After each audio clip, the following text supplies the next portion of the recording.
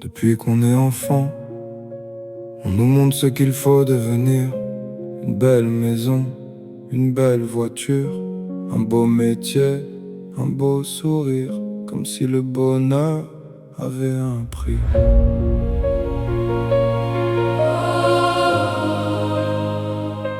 On nous vend une voiture, comme si elle pouvait nous emmener là où notre cœur a perdu son chemin. On nous vend une grande maison, comme si 4 murs pouvaient fabriquer une famille. On nous vend des vêtements de marque, comme si un logo pouvait donner de la valeur à une personne. On nous vend un corps parfait, comme si les rides empêchaient d'être aimé. Alors on travaille toujours plus, on compare toujours plus, on achète toujours plus. Et pourtant, pourquoi ce vide ne disparaît jamais? On nous vend une vie que personne ne vit vraiment.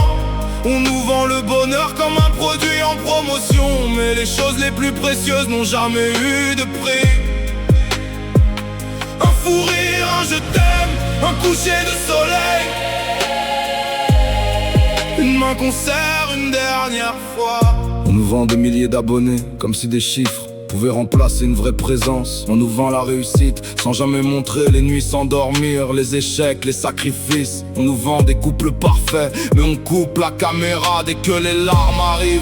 On nous vend une version retouchée de la vie, puis on déteste la nôtre parce qu'elle paraît normale. Et pendant qu'on court après ce qu'on nous a promis, nos parents vieillissent, nos enfants grandissent, nos amis s'éloignent. Le temps continue sans jamais attendre que nous soyons prêts. Et si le bonheur n'était pas dans ce qu'on possède, mais dans ce qu'on partage? Et si la richesse, c'était d'avoir quelqu'un à appeler quand tout s'écroule? Et si la plus belle vie était celle qui ne fera jamais la une des réseaux?